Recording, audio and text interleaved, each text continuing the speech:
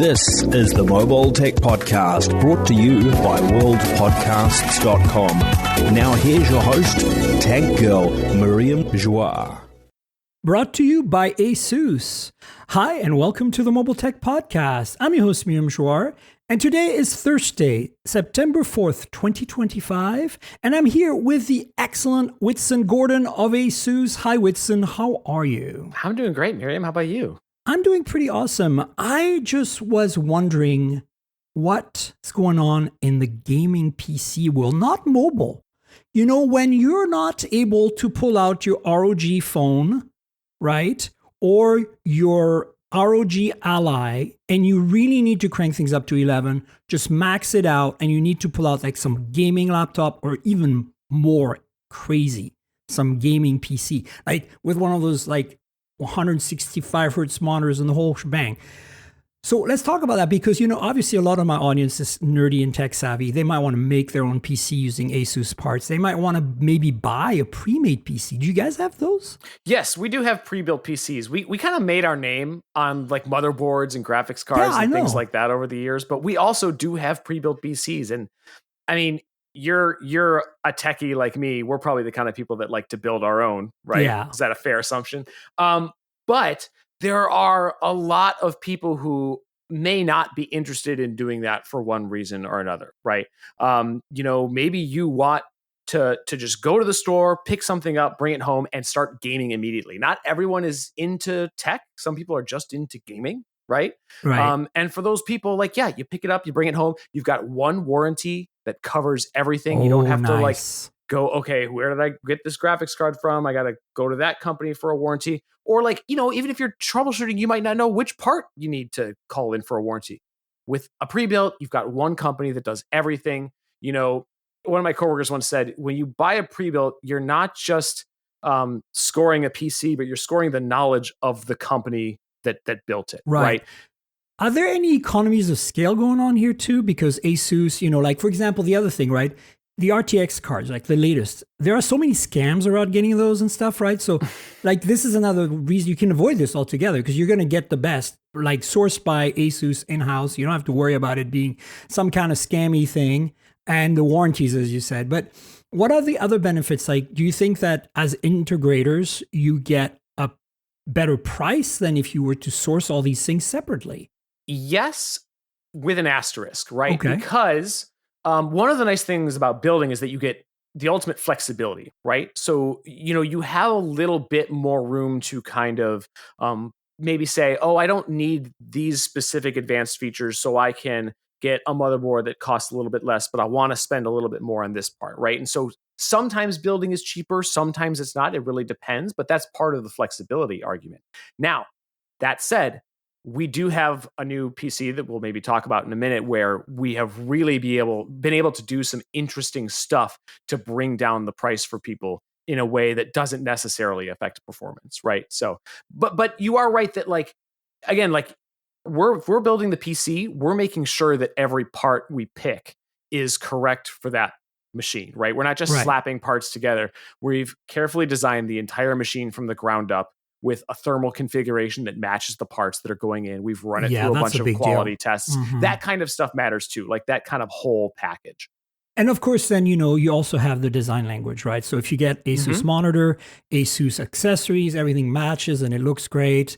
So you can have that kind of, you know, unified, not just in terms of performance and thermals and price and warranty, but you get that unification in terms of design. For some people, that might matter, right? I know some gamers pick their parts on the looks, and because everybody wants a unique experience, right? That's part of the culture, is having like a really cool looking gaming PC. But there's also functionality there too, right? Like if you build it with all ASUS parts, then some of our software will work together, and you can synchronize all of your lighting, and you can some of the different parts will like have shared features that will work together really well. So there are advantages, like there your as well. Microphone right now. Those of you watching on Patreon right now, there's a beautiful little rainbow animation going on Winston's mic. So look, if you were to tell a person like, you know, buy this instead of building your own, for me, the first thing that comes to mind is I don't have time and I'm not sure which parts to pick because I haven't followed, like, you know, I feel that every time I've built a PC in the past, it's been like 5 years have gone by and I'm building another gaming PC, and now I have to research. I have to spend start researching like from scratch. 6 months, and then go to Newegg, go to ASUS, go to other brands and look. And that's a hassle. And I think this is one of the things you're really solving here. For me right now, I don't think I would, like there was a time when I had the patience for that, but I think right now that's my biggest hurdle if I were to build or get a gaming PC. I've been building PCs for like 15 years, and I'm at the point where I'm like, I've got a wife and kids and a demanding job. And I'm like, I wouldn't be against buying a pre-built for myself next. But if that is your situation, we have a kind of new-ish that we came out with this year, pre-built PC called the ROG G700. Okay. This is like, it kind of has your standard PC tower design, right? It's really gorgeous with these glass panels, but still these vents for air intake. You can get it in a whole bunch of configurations with either Intel or AMD CPUs, Nice. with NVIDIA or AMD GPUs, all the way up to that 5090 if you want to max it out. But we have more affordable versions as well. What's really nice about this PC, though, is that if you do decide later on that you want to upgrade the graphics card or the RAM or something, it is not using any like special proprietary components. You can just grab any off-the-shelf graphics card, power supply, cooler, whatever, and you can pop it into this case and kind of get your first taste of upgrading and building. So you're starting off, like you're giving them the building block start of them possibly upgrading and customizing. I was actually going to ask you about that because that's the thing that we often hear about pre-made gaming PCs. They're a dead end, right? Like you might be able to replace a few parts. I mean, that's the negative view that you hear. But I feel like with ASUS, you guys have thought of this.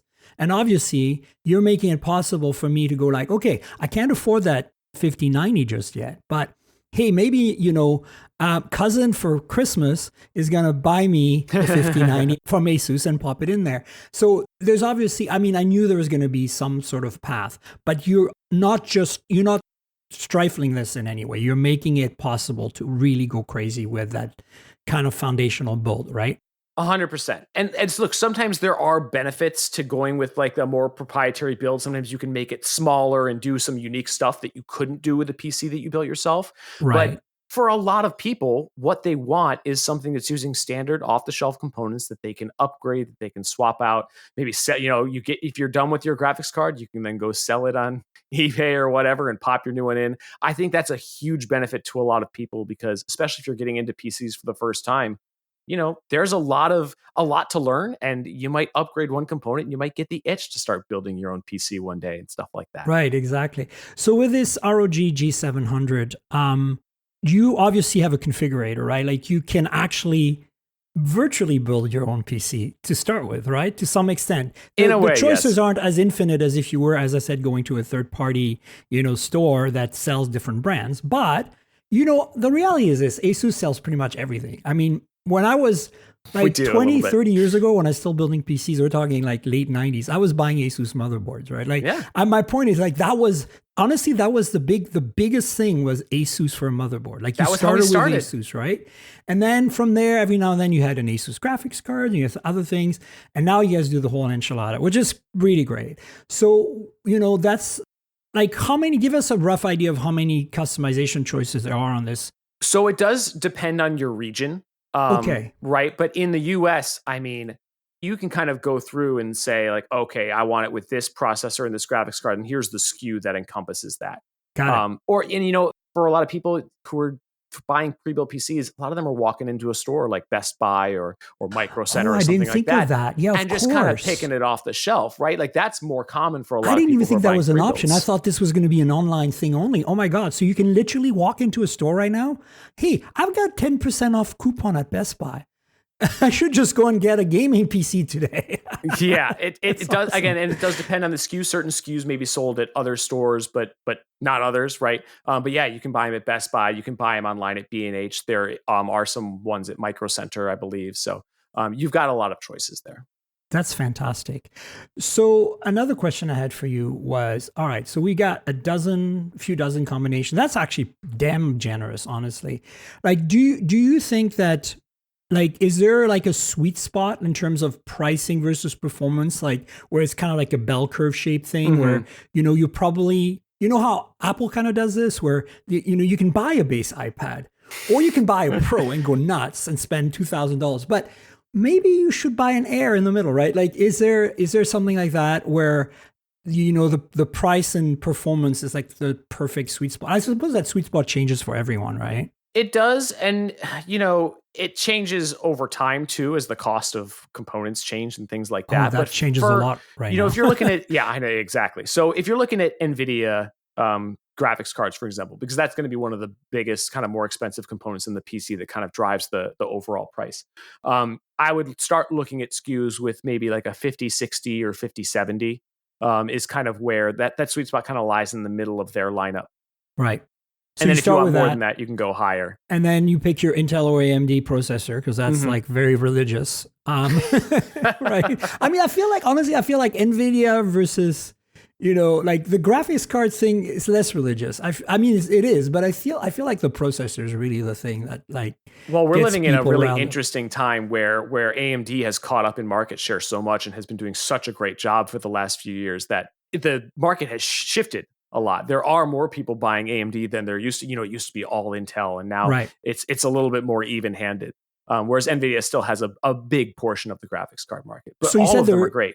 There are 2 pre-built. What's the second one? So, okay, the second one is the one that I'm even more excited by. It is the ASUS Tough Gaming T500. Now, this one is a little bit more value oriented, right? If you're on a bit more of a stricter budget, this machine is really where a lot of that sweet spot price to performance is going to be.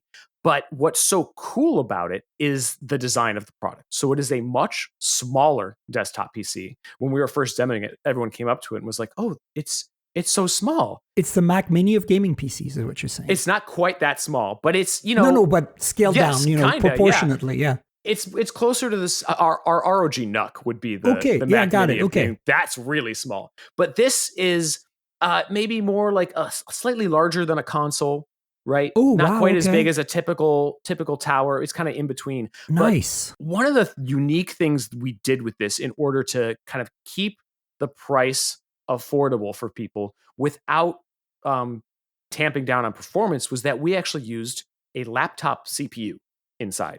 Oh, very clever. So what this allows us to do is, first of all, it keeps the power usage, keeps the wattage down, right? And keeps the heat down because it's a mobile part. It does mean that you can't upgrade your CPU, but a lot of people don't upgrade the CPU in their machines anyway, especially in the budget realm. They'll make that CPU last as long as possible, and then they'll get a whole new PC because everything inside it will be outdated. And so not only does it make the PC smaller, cooler, less power hungry, but because your gaming performance is usually dictated more by the GPU than the CPU, especially in this price range, right? We're talking, it starts at like $900. Oh my God, that's amazing. Yeah, you get pretty similar performance as you would with a desktop spec CPU, but at a lower cost. So it's really a really unique machine, and I just love everything they did with this. It's such a cool kind of innovative way to hit that price. You got me all excited. Spot. Now I'm going to spend that 10% off at Best Buy. Watch out, guys. I'm going to have an ASUS gaming PC next week. To wrap things up, I'm just kind of curious. Does these configuration come with a monitor, or do you have to buy that separately? Because you said it's all warranted under one. And I was kind of wondering, of course, ASUS monitors are absolutely amazing, and I covet them deeply.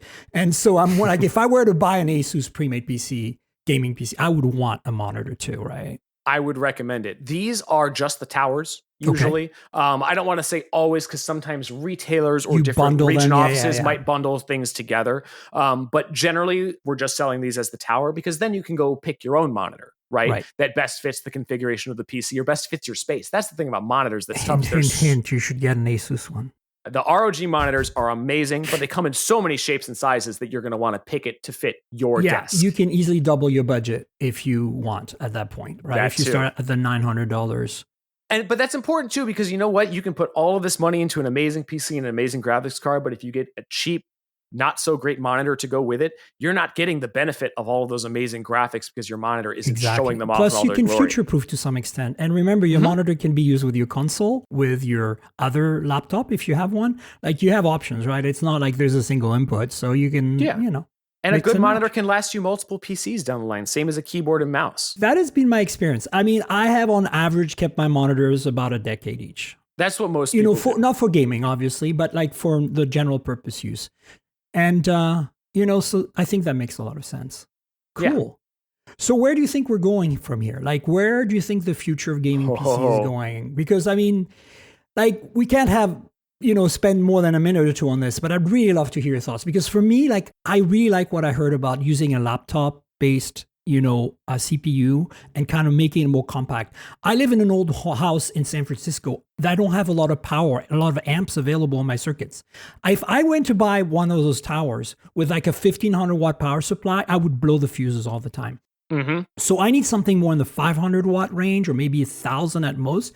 And, that starts restricting things. And that's why I would probably aim for a gaming laptop, an ROG, G14 or something. And those are great options too. You get a lot of the same advantages as a pre-built, but they're portable. You've got the display and the keyboard and everything built in. So do you think that these, more compact systems are going to become a big seller then? I think so. I think they're going to be popular. Where the future takes us, I don't know. I would love to see more innovation on that side of things, but I also know that we'd love to do some more innovation on the high end too and do some really kind of awesome showpiece PCs. I think that, this is kind of a whole new era of pre-builts for us. And these are the first two of kind of that lineup, but I think we're going to see more coming soon. Look, I think I'm not worried. ASUS is always going to be at the leading edge of gaming PCs and of, laptops and everything else. When it comes to gaming, ROG all the way. That's what we do. There you go. Thanks so much, Whitson. It's great to have you back on the show, and we'll obviously have you on the show again. Thanks so much for having me. It was great to see you. All right. And folks, we're back with the awesome David Immel. Hi, David. How are you? What's happening? Good to see you. It's good to see you, folks. In case you don't know, David is one of the co-hosts of the Waveform podcast with Marquez over there, and an amazing podcast. I will link to one of the episodes, the most recent one, where you guys discussed the Pixel 10 a little bit. There was some thoughts you had on that. My review came out of the Pixel 10 while on embargo about 10 days ago. We already covered it extensively on the show in the last two episodes, but I want to talk with you about mobile photography because you are a world famous now, photographer. Depends how you quantize. Come on, that. don't be so sure. modest. You're selling art, okay? And it's art that's photography, photos you take with film, which is really cool. Your thing is a lot of your work is kind of large format stuff, right? Yeah. Lots of panoramic work. Yeah. So basically what I'm trying to say is that you have a few things you can talk to us about photography. And more importantly, you've been following the mobile photography stuff for a long time as well. In parallel, You also shoot digital. You also shoot with phones all the time. Mm-hmm. And, I want to kind of pick your brain about that because I have a lot of mixed feelings. There's a lot of things going on right now in the industry that are really great, right? But there's also a lot of things going on. And I'm like, what is a photo, right? The Verge thing that's been, repeated to death multiple times now. What's a photo? What are your overarching feelings about that? And like, where are you at in general? Oh man, there's so much stuff. I think there's a couple different ways that companies are trying to pivot. Some of them are saying, well, a photo is just whatever you want it to be, right? Like Google allows you to just replace different aspects of your image, and they're not that tied down to, we want it to be a representation of reality in any necessarily given way. Like we saw in the Pixel 10 this year, you have the conversational editing in Google Photos now, right? Yeah. Where you can just change the shirt you're wearing, or you can do this. And so I think to Google, it's sort of like, well, a photo is whatever you want it to be. And then you've got Apple on the other end of the spectrum, who has come out with public statements that say, we want to have a reasonable representation of reality. And so, they've skirted that line a little bit with the like AI cleanup stuff. But I think overall that is more of a just trying to fix the photo and get rid of little smudges here and there, not necessarily change the entire situation of the image. So it is a weird time.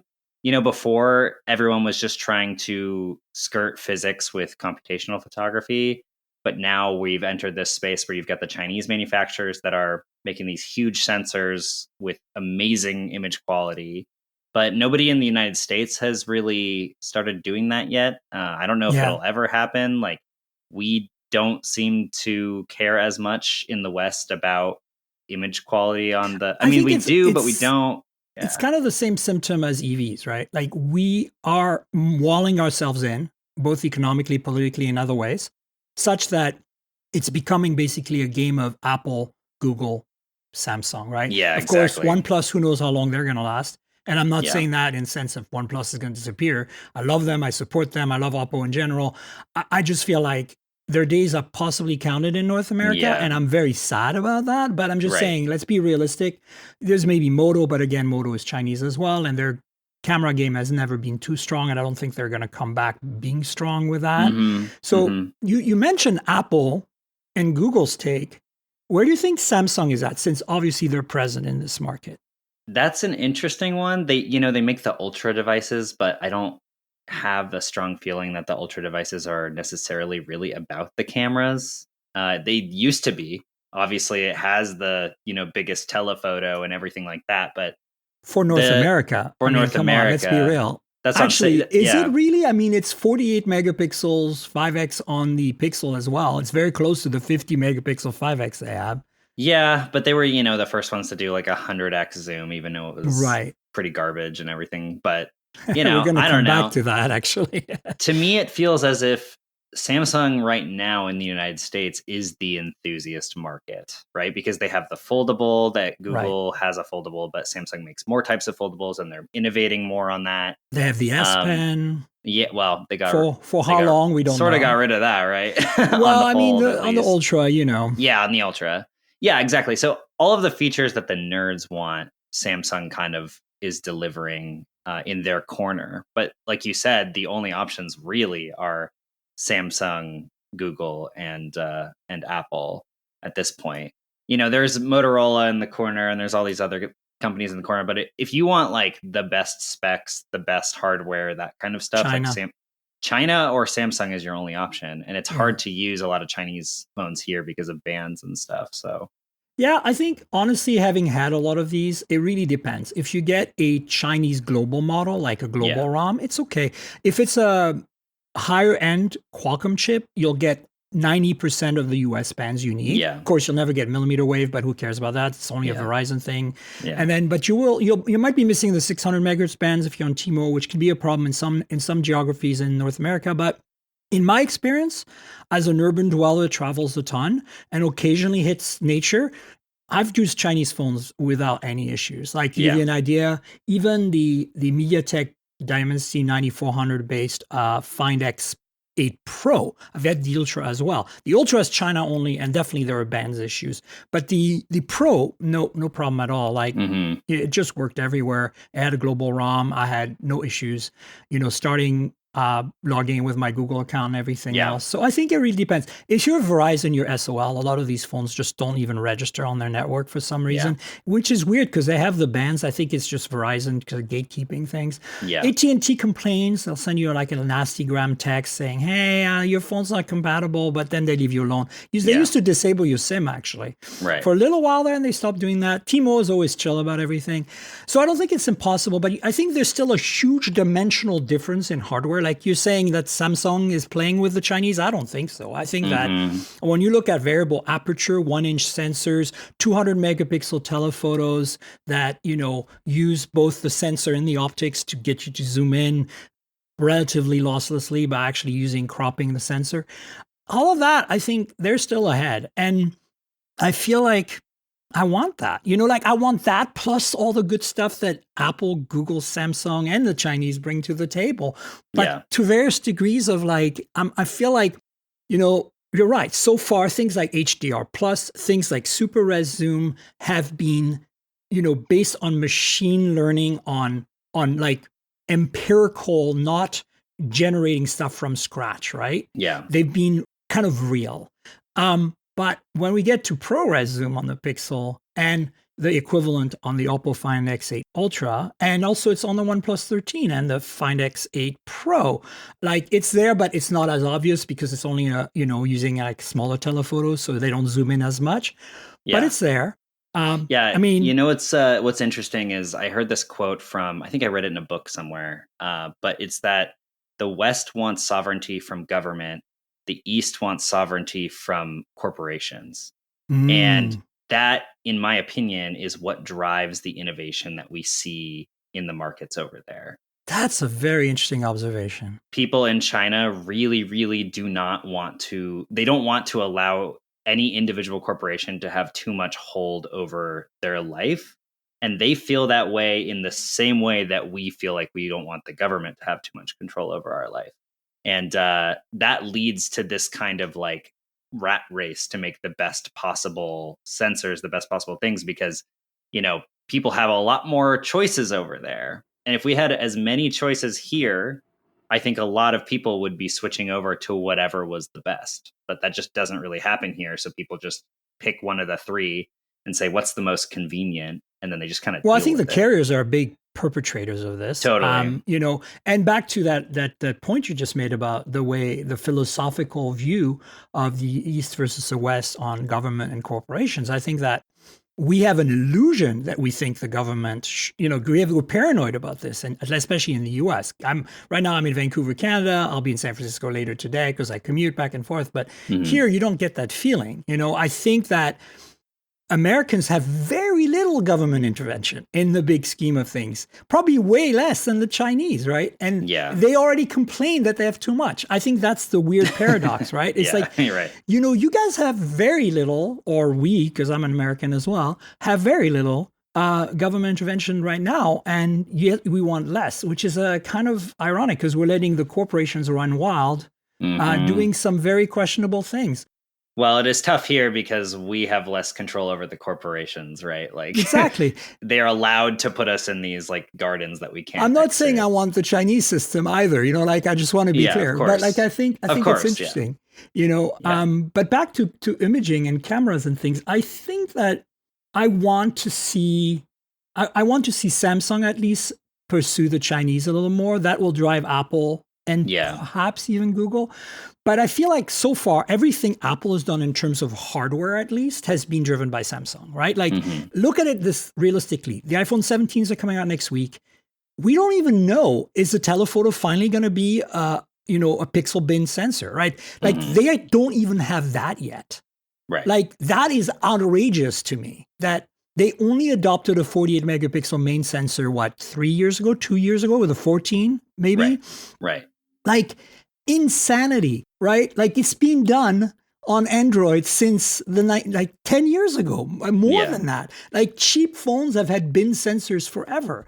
And I'd argue that the sensors themselves on $300 Chinese phones are no different or better than what's Apple puts in the 16E, for example. Of course, they have sensor shift, which obviously is very rare on phones. Oppo did it for a while, but I don't think, and Vivo as well, but I think that's dropped off of the Chinese phone, hardware checklist.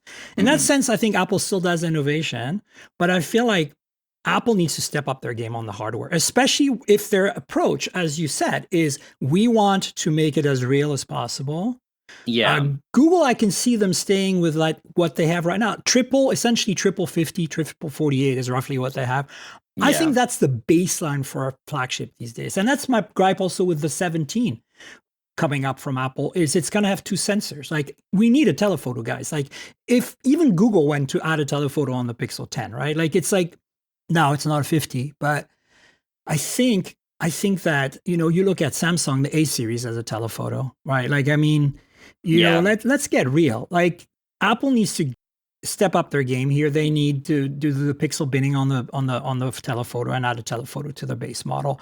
And then you're going to say, well, how do they distinguish their Pro model? Well, look at how Pixel does it. Look at how the Chinese do it. It's software. It's other bits of hardware. It's, Yeah, I mean, to be fair, Google needed to distinguish the Pixel more from the Pro and they did this year, obviously, but Yeah. in certain ways. But like, I think it's a really good sweet spot, to be frank. Having Yeah. used it now, I'm like, it is for huh, sure.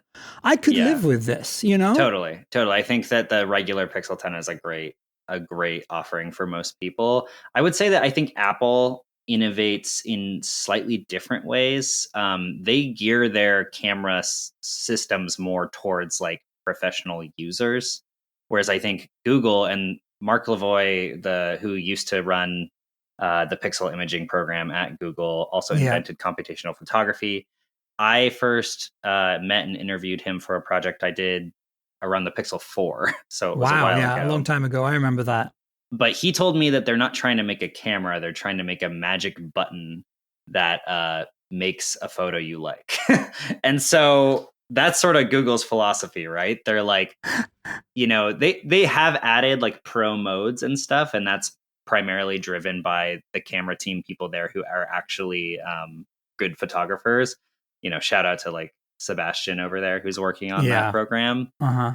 But primarily they just want to make a magic box that just kind of like produces something that you generally But like. where does that begin and end? Because once you start picking out individual people and repositioning them in the photo in edit, that's no longer developing a photo in my book.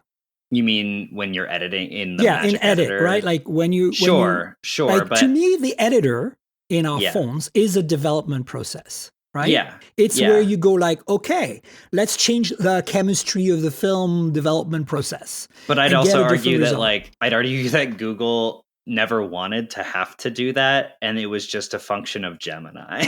Like they were like, we need Gemini to be everywhere in the OS and we can do photo manipulation with Gemini. So we need to put it in the camera editor, right? No, I don't mind that, honestly. I think, I'm just saying, like, I'm not against that. I'm just saying, like, where do you draw the line, right? To me, the line is generative. Like, even though ProRes Zoom is amazing, I am very torn by it, having used it extensively, not just on Pixel, but on Oppo phones, OnePlus phones. Totally. It's like, it's great at, I like the idea that you use a model of, like, an AI model that has lots of access to lots of images. And of course, Google has the best collection of images, having gathered all of it from our photos for years, and looks at it and goes, oh yeah, that's clearly like the Benioff Tower, which is, I took many pictures of for my review, and I'm going to fix it to look like the Benioff. Good. And the result speaks for itself. But as soon as I get the jumbled text, because it doesn't, to me, like, at this point, we have such good AI. Why doesn't the AI fix the image, then look at the original image and look at the text on the output and goes, that's not English and doesn't make sense. What could those words be? All right, let's think about this for a while. Let's look at our database based on geolocation. Has anybody else taken photos of that are clearer and closer up? Can we fix this? That to me is the next logical step. Then it would look like reality still, you know? Right. And then I wouldn't care that it uses generative AI to recreate the image.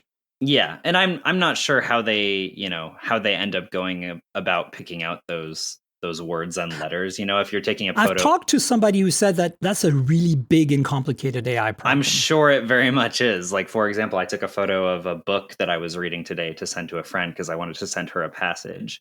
And if an AI needed to, do that, is it going to know that I was reading East of Eden and know the exact part that I was in? And like, there's a lot of different pipeline processes that you need to like go through in order to do that. Google is the company that could figure that out, obviously, because they always end up figuring crazy stuff like that out. But on the topic of, generative and where that sort of ends, Sam Altman recently did this interview with Cleo Abram, and he just gave that should be a good one. He gave this answer that I just thought was so BS. Because Cleo asked him. You did say Sam Altman, which instantly means loads of BS. That's for sure here. Okay. Yes, absolutely. But Cleo said, like, isn't it bad that we are generating all of these photos that, in far into the future, people are not going to have the context to know whether or not these are real or like not. We are adding all of this stuff to our internet database of reality and like most of it, like a lot of it that's being made now is generated. And he gave the like, Well, you see, when your phone takes a photo, it processes it. So isn't that technically generated in a way? And like that it's such a bad faith response because like Apple's approach of like, of course we're doing, computational photography to stack the images and Yeah. bring down the highlights and bring up the shadows. Non-generative machine learning based computational photography. I think that's the line I'm drawing here, right? And I think there will be a little bit of generative stuff, right? Like if we can get better at reconstructing text, and if it's the same text, I think the line needs to be, is it trying to be a faithful like reconstruction of what was in front of you? What our eyes saw. Yes, exactly. And like, you can, if you wanted to go like completely like clean, it doesn't exist unless it exists. It's like there's that, but you could.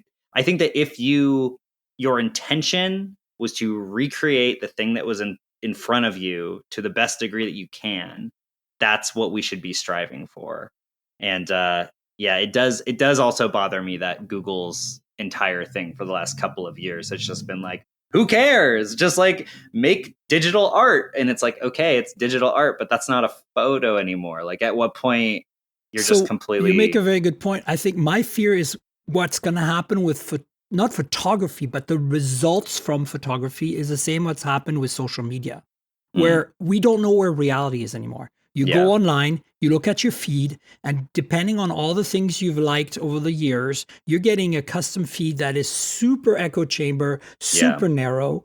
And now we're going to look at images and they're going to basically be super contextual, super modified to suit.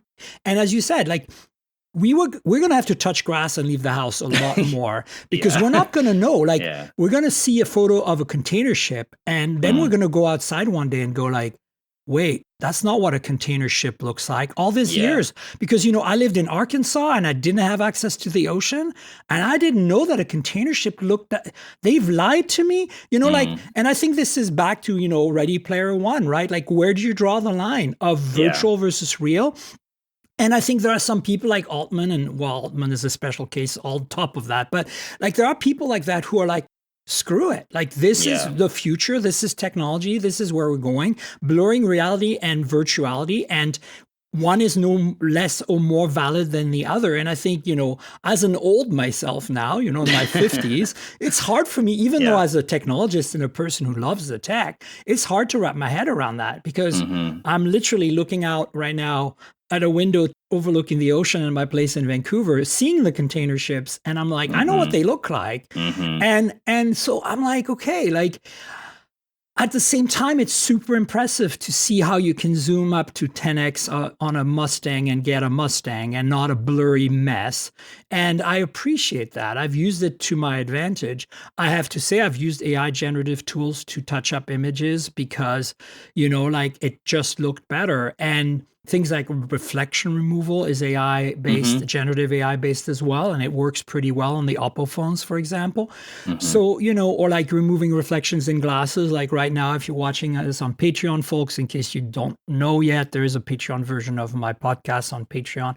You get it a day in advance every week for $5 a month, and you can see the reflection in my glasses. And patreon.com/TNKGRL. That was a great segue. Anyway, the point is, that could be removed in real time by AI right now. And that, I think that would be an acceptable use because then you can see my eyes better and you can see my facial expressions better. Right. And the context of doing a video podcast where we're having a conversation and you want to see that kind of interaction, I think it's cool. Because again, it's trying to give you a reasonable representation of reality. Also it's because my glasses don't have an anti-glare coating because the reason I don't get anti-glare on my glasses is because it chips away in the first year or two very quickly. And then I have a messy pair of glasses that have really bad optics and I don't want to deal with that. So, it's a compromise I make. But back to phones and stuff, I want to know, as a photographer who uses film, who uses large and medium format, we also should talk about the new Hasselblad camera that's significantly cheaper considering what it is. And you've played with it and I've seen reviews out there.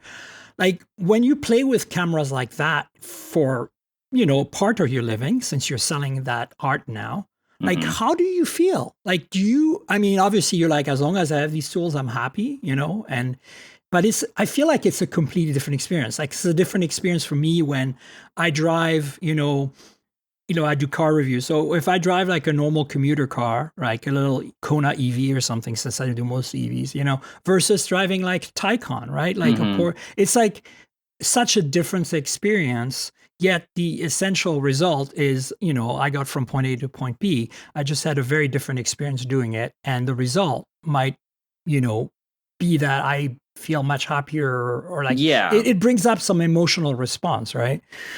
I mean, a big reason that I shoot film when I could easily shoot digital and get like a quote unquote better result. Sometimes depends. Film is better for various things, but is that the effort is like the point. You know what I mean? The process is the point. The more that with all of this generative AI and, the more that we move towards a world where perfect is like easy to achieve.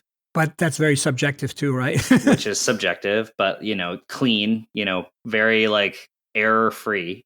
The less we derive meaning from anything that we do, right?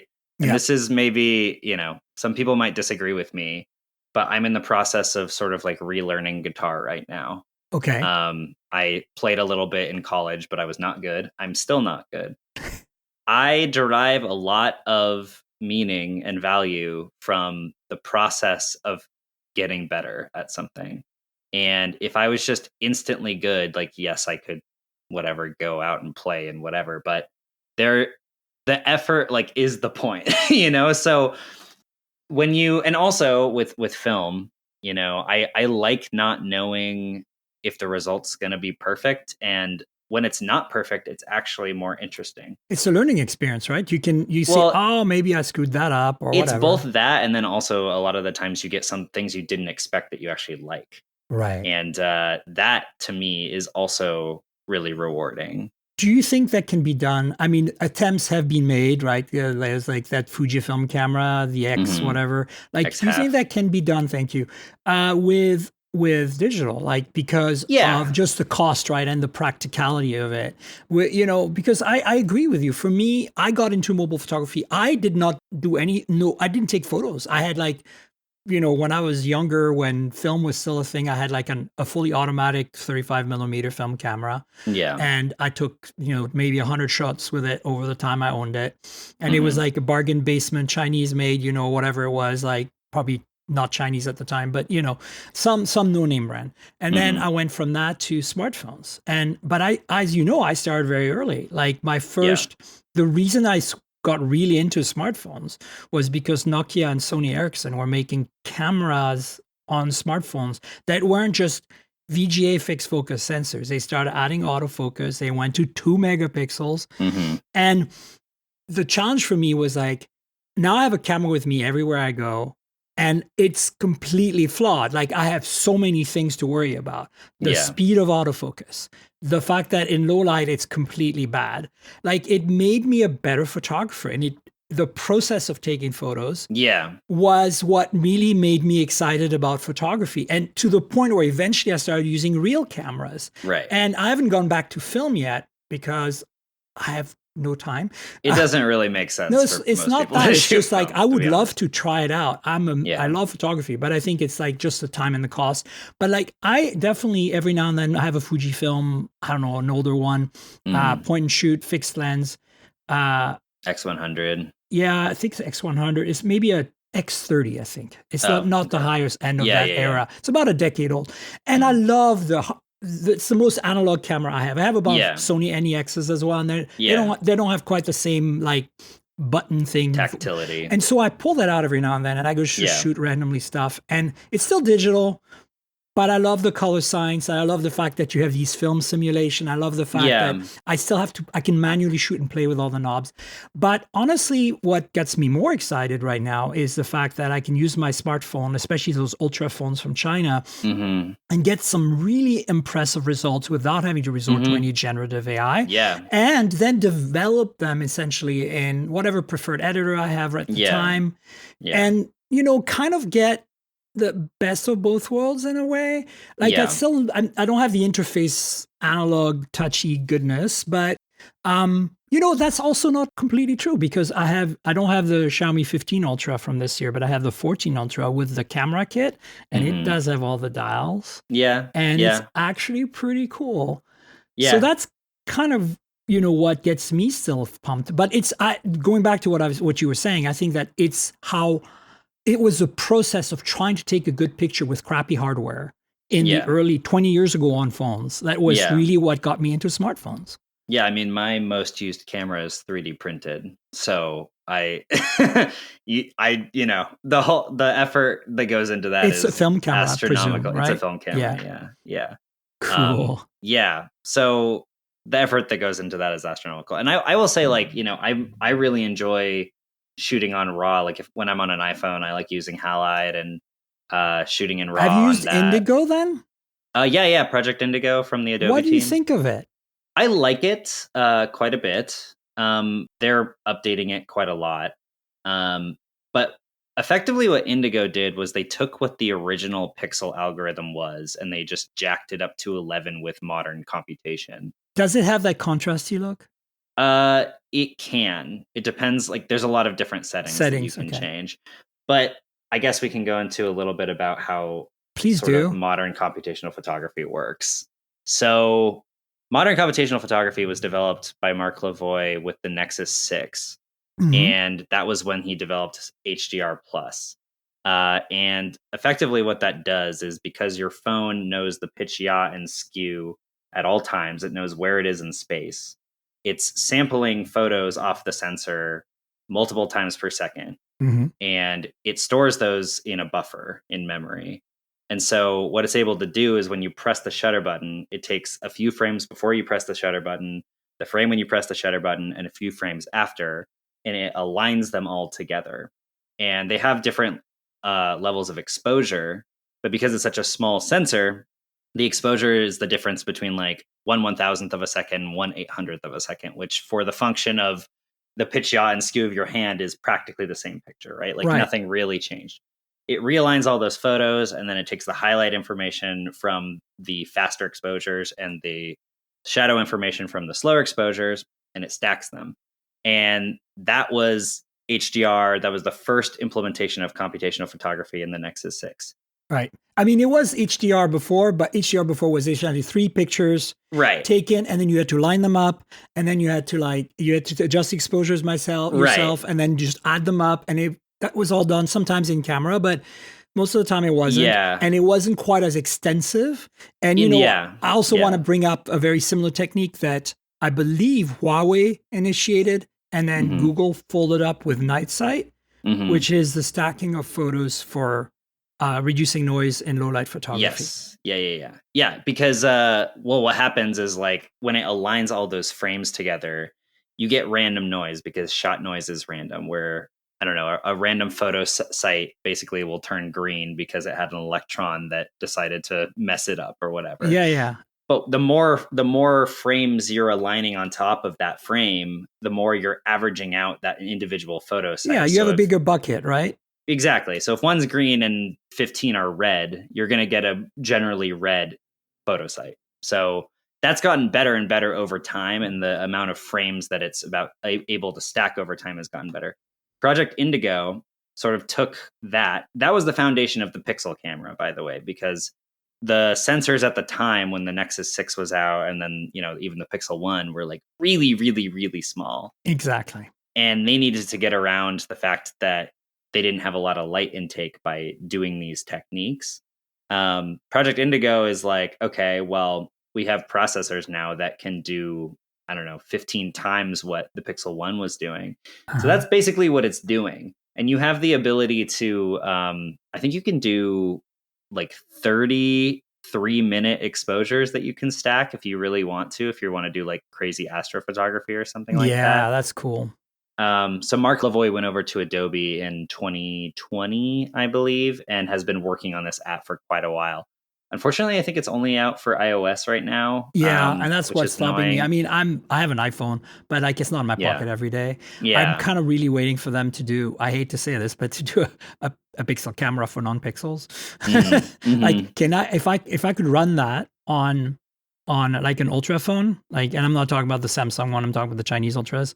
Yeah. That would be very interesting. I mean, I already like the natural photos that the Chinese Ultra phones Oh, it's take. really good. But I mean, having that Yeah. option, right, to have another camera app. Totally. Yeah. But like what's funny about like the Western world versus the Eastern phone market is that we made the sensors bigger in the West. They've been getting bigger every year, but the manufacturers have not re-engineered the software to Correct. take advantage of the physics. So you still like the reason that the Pixel still looks the way it looks now is because the processing is practically the same as it was with the Pixel But it 1. seems to be getting less contrasty, right? Everybody seems to be going to a less contrasty vibe. They are getting a little bit less Which because you've sort of had it's just to. disappointing to me because I feel like we're losing some depth there. Like I don't mind. I Yeah. understand that we need HDR plus. Like I want HDR plus Yeah. because dynamic range sensors, even the best sensors, are still nothing close to what you're shooting with Yeah. or film. But I want darker shadows, and I Yeah, don't want to do it in definitely. post. Like I can definitely do it Yeah. in post. There's enough bandwidth to do it in post. It's just Yeah. Yeah. At least the iPhone sort of offers those yeah, sort but of Pixel tone map doesn't, things and now. why? I You know, I don't know. even Samsung does is equivalent to the photo styles. I think is what's called on Yeah. on iPhone. Photographic styles. Yeah. So yeah, I feel like for me there are many things I love, like HDR plus, absolutely. Night mode, absolutely. Super res zoom, which is another thing that Lavoie and his team kind of pioneered. The idea that every time you're holding your phone, you're moving a bit frame to frame. So that buffer is gathering those frames, multiple times per second, and you zoomed in on something and you're getting, a lot of blotchiness because your pixel array is now being cropped and it's really small.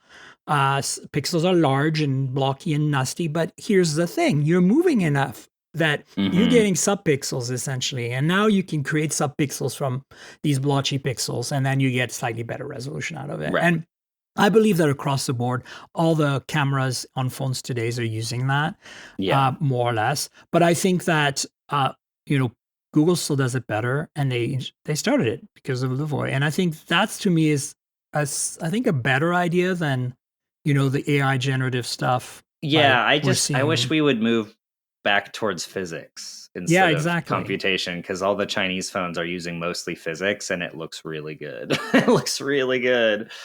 I'm glad you feel that way. I mean, I think for a lot of people, it's the consistency issue, right? Like, I still feel that if you're just trying to take a photo, just from, you're in a like rush and your family wants a quick group photo or something, my Pixel, my iPhone, probably my Samsung will be 100% reliable for that purpose.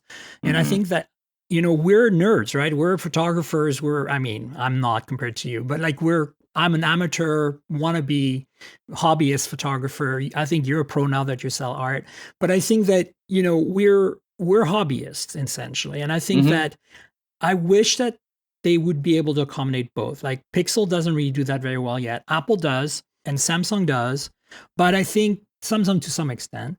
But I feel like the Chinese are doing it really well, but I think they're missing on that consistency, right? You need to be able to mash a button and get something usable that is pleasing. And I think, honestly, I still think Apple does it best. I feel like Google does it really well, but it feels like when you look at, I don't take a lot of pictures of people. I take a lot of pictures of things, and I feel my Pixel nails that. I think that when I look at pictures of people, unless it's skin color, which I think Google does better, I think that the iPhone nails it. And I think that's what you see. Every time you see, the new iPhone being announced and like you see the promo video or whatever from Apple, it's always people. They never take pictures of things.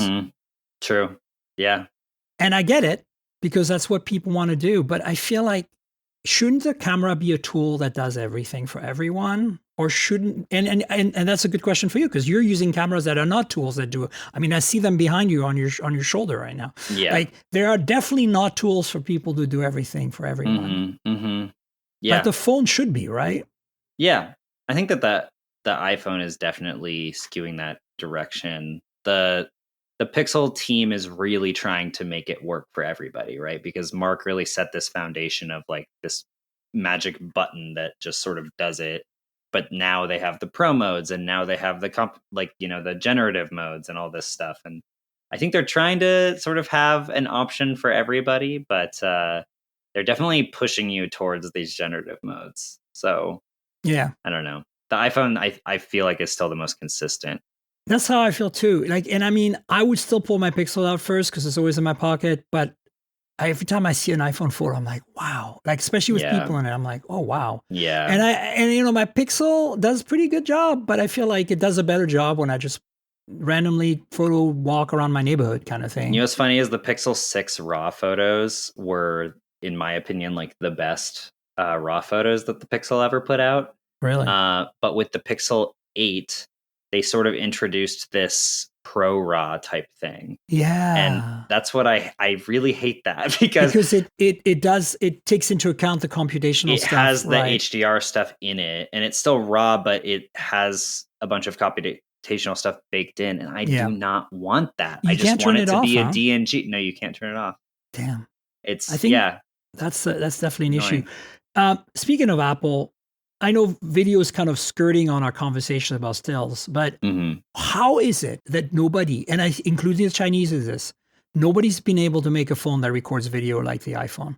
Yeah. Like it is crazy. And that's part of the reason I own an iPhone. It's like I do all my video, my B-roll, all my stuff for my content creation with iPhone because it's just massively better. It's like they showed Google had that Jonas Brothers music video and it looked horrible.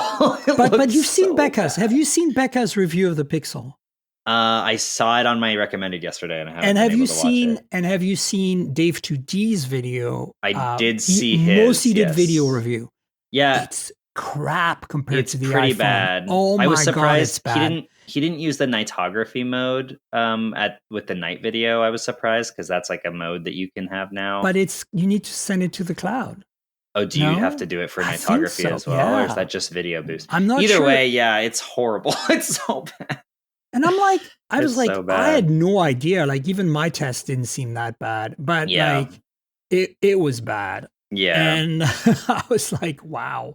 Yeah. So I don't know. I don't know what to think of that. I don't know why they're still so far ahead. And Google really Samsung's done an okay job. Some of the Chinese phones are pretty close, but it's still like the drop frames are still a thing on Android. Like how the hell is that still possible in 2025? Yeah. Anyway. Maybe they don't think people care as much about video as they do as photos. So, but I feel like people care more about video than they feel about photos. Maybe, but I also, I don't know. And this is something I was thinking about a lot recently. People used to buy their phones based on like who had the best camera. I don't think people think about that as much anymore. It kind of just feels like people. Well, we have a good baseline, right? Yeah, exactly. I think that most consumers at this point are fine with their phone camera and will just upgrade when they need to upgrade to whatever the newest thing is. Like it used to be that if there was a significantly better camera in the market, that was like the number one reason that people were upgrading. But I think I saw some data that it was moving towards like battery life now. So it seems like people are much, they're just happy with where it's at. Because again, like, yeah, most people want nice photos of like their kids and their family and things that they're doing. But in a big way for the average consumer that isn't necessarily trying to be like a content creator or something like that. Yeah. It's more of an information transfer machine than it is like a photography machine. Yeah. And ultimately photography is information transfer. You're transferring photons from reality into art versus, I'm going to send you the menu at the restaurant. You know exactly. what I mean? Yeah, totally. Yeah. The other thing that's interesting that you made, like we should talk about real briefly before we wrap up and get into some of the other news items is where do you think we should be focusing our efforts knowing the fact that there are some enthusiasts and hobbyists out there that want the manual modes and things, and at the same time, the average person could benefit from some improvements. To me, I think it's low light and zoom that still really are critical. I mean, we're getting really good, but then you pull out a real camera, quote unquote, because they're all real cameras, but pull out a dedicated camera.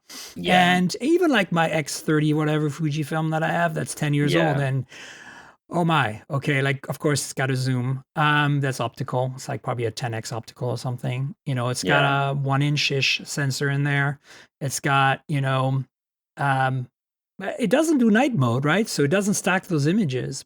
But what you get in low light looks pretty damn good. So, I'm wondering what can be done there. I think that I'm not against more compute being thrown at that, like not generative, like real, like algorithmically physical compute simulation stuff going on. Or we just make bigger phones with bigger sensors. No, I think that's another thing we've seen that the Chinese have really pursued last couple of years on these ultra phones. They're getting thinner, yet the sensor sizes are not necessarily changing. The optics are getting reduced. The Z depths are improving. I think there's all kinds of physical things we can do still to kind of pancake things and make them more compact. Prisms and stuff, like the tri-prism camera. That's an Apple innovation, actually. It started with their telephoto when they finally went to 5x, and I think it was 14 or something. Wasn't the Huawei P30 Pro that did that, or the P20 Pro? No, they did the periscope. But it was like just, one prism. The tri-prism where it looks like a normal lens, but, the path goes like, inside, like, and it's really compact, but it's the sensor is still parallel to the lens. It's just that the light path isn't direct to the sensor. That's what the tri-prism is.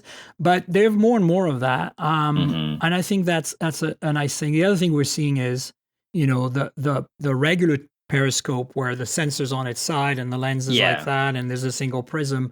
They're also getting more compact and nicer and better.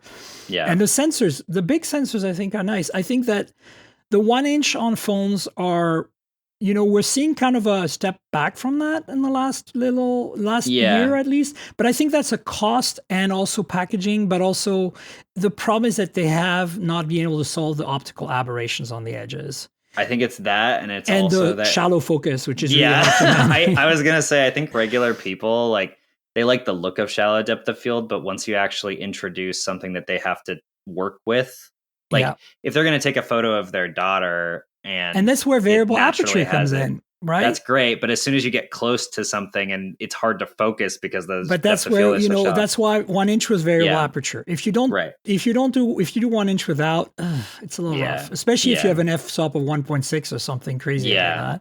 Totally. So I don't know. I feel like I'm not against it, but I feel that I'm happy with like something in between. A little bit less, like 1/1 point. I don't know, something. Not. Somewhere between, 1-inch and 1/1.5. Or 1-inch with a variable aperture. But that's also challenging because again, the optical aberrations are also a problem too, right? True. You need the lenses to physically be bigger, and then the Z depth increases, and then if you add prisms, you're losing some clarity. Like how it is, right? You want the most direct path possible. But also the other thing we're not talking about, I think that's really improved on the telephotos. Like the f-stops on the telephotos are really amazing. Like the 3x telephoto or 5x on the Pixel 10 is like really much improved over the previous one. It's the same as 9, but like there was a jump there. And we're also seeing ultra wides that are like f/1.7 now. And again, you gather more light, you get better results, physics take over, and I think that's positive stuff too. It's definitely good to see that ultra wide cameras getting like bigger sensors too, because that's always been the low light of ultra wide has always been so bad. So let's jump into a few news items to wrap up. I will link to your latest waveform as time of the recording, which is a Wednesday today, on September 3rd, which would be the episode where you guys discussed the Pixel 10 and the Hasselblad X2D, which I would love to dig into with you, but that would be an entire podcast of its own. I will link to my Pixel 10 series review as well. And then there's an ultra camera phone comparison that GSM Arena did. That's really interesting, where they looked at all the ultra phones. It's mostly Chinese phones, but there's also the Samsung Galaxy S25 Ultra in there.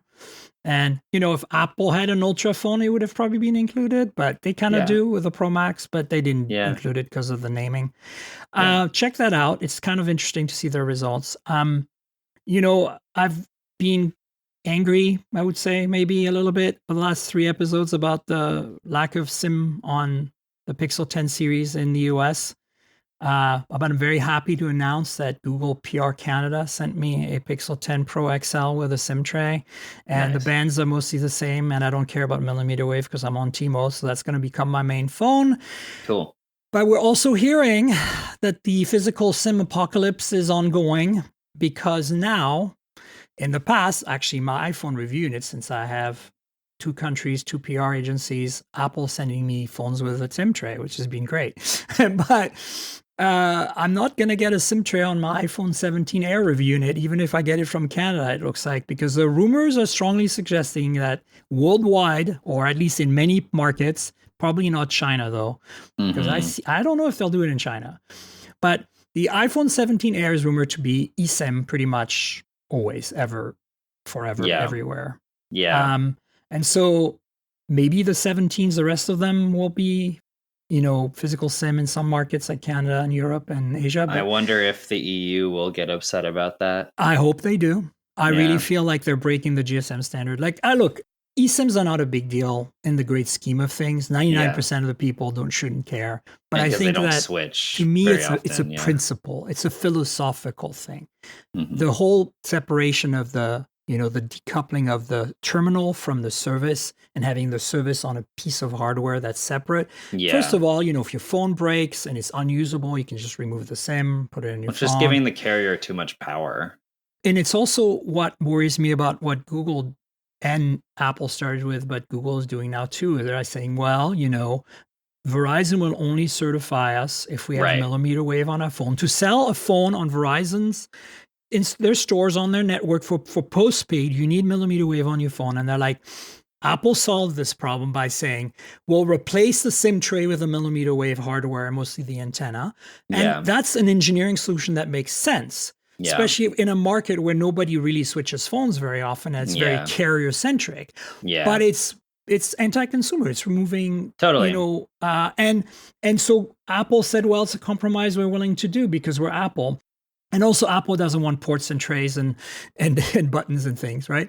But I think that Google doing it is a slippery slope because, Samsung going to do it. And so anyway, I've ranted about this for 3 episodes, but I just want everybody to be prepared. Gird your loins, take a deep breath all collectively because, I know a lot of you don't like iPhones. I get that because you're all Android people. But the iPhone 17 Air, I think, is going to be a very significant phone because it's going to bring it's going to legitimize what Samsung's already done with the Edge, which I liked a lot. And I think that there are some flaws there, but I think these flaws will be resolved. We already actually have another news item I have here is Tecno has 2 phones that they just launched. The Spark Slim and the Pova Slim, which are slim. They're 5.75 millimeters, like basically the thickness of the S25 Edge. Now, roughly, right? So it's happening. The Chinese are jumping in. It's going to be the big battle of the slim phones in 2026. I'm telling you right now, there's going to be some flagships that are like thin. And with silicon carbon, which the Chinese are going to do 100%, we're not going to have a battery life problem. And we're going to have these super sexy phones. Now, the only thing is, again, imaging is going to be an issue. But these Tecno phones have 2 cameras, ultra wide and main, like the Galaxy. I don't know how Apple's going to do it. My thought, and you tell me what you think. My theory was that, but I don't think Apple's adventurous enough to do this, that they would make a 200 megapixel single camera that is an ultra wide. See where I'm going with this? I don't think they'll do that. It's 200 it's ultra wide, and then you crop to get up to 4x zoom, and it's actually pretty decent still, and lots of computational goodness on top. But I don't think they're going to do that because they. I mean, they talked about having the iPhone 17e camera in this, which doesn't make a lot of sense to me. Or 16e camera in this, which doesn't make a lot of sense. I think what they should do, because the rumor is that the ultra That would wide be is a crappy camera, to be honest. yeah. Well, they've got In the Apple 40. world. Yeah, I imagine that they would just like use a high resolution ultra wide with a fairly big sensor, and then be able to do But that's what I'm thinking. But I don't think they'll do 1x that. and 2x. But even 50 megapixel ultra wide would be crap. Like you wouldn't be able to zoom past 2x, basically. Yeah. Yeah. And I think I don't see them do that. I see them sacrificing the ultra wide unless they go to a 200 megapixel sensor and they surprise us. Yeah, I don't think Apple would ever do that. Especially not on the Air. Yeah, not yet. Like that's the thing. Like I think that they're not driven to doing 200 megapixels. I mean, Lance Ulanov, my editor at Tech Radar, wrote an article what his wish list is for the iPhone 17, and he said, "I want a main sensor is 200 megapixel because it's that in between, right? In between 1x and 5x. When you get to like 3x and 4x, you're struggling on the iPhone in terms of zoom. It doesn't look as good. And that's why the light you need, though, the photo size would be that's why small. Oppo does 3x and 6x telephotos, because they're like, you can't jump to 5x. Right. It's not optimal in terms of physics, right? So and the reason that Apple originally had their telephoto being 3x is because that's more of the range that people generally and in some ways I miss it, to be honest with you, on the new phones. Which is why doesn't Samsung have 3x and 10x on the Ultra? But their 3x is a crappy sensor and a crappy lens, and I don't think it's at this point it's just a sticker cam more than anything else. Yeah, it's the same. I want to make really quickly one more note about the eSIM situation before we fully move off of it. I recently moved one of my best friends onto a Fairphone 6 from an iPhone, and she was on an iPhone 13, so it didn't matter. And the only way to get her, like, the Fairphone 6 is mostly covered by Verizon, but it's not officially covered, and I don't think they will ever officially cover it. And the only way to get her onto that phone was to move her physical SIM from the iPhone into the Fairphone, because again, Verizon has way too much power. Where if it's eSIM and this only, is the problem. This is the problem with eSIM, right? It's going to limit our ability by like a significant amount. So I just wanted to say that really quickly. Thanks for creating a YouTube short for me that I'll just stick on the internet. Yeah. That way it proves that I'm not the only one. My guests also feel bad about the eSIM laws. Yes. Well, let's see what else we have here. So iPhone Air, Samsung Trifold might be coming later this month. I honestly haven't heard anything official even yet. They might tout it at this Unpacked event, because if Unpacked maybe Korea, maybe they'll announce it in Korea or something. Yeah. Or China. It would be interesting if they just do China only. Yeah, that'd be crazy. Because they did that before with the Z Fold 6 Special Edition. Yeah, true. Which was Korea and China only. And then speaking of cameras too, like OnePlus 15 might ditch Hasselblad for a custom image engine. That rumor's been on and off for several weeks now, and I'm feeling really bad about it. Like I feel like this is happening. I feel like they're dropping Hasselblad for some reason.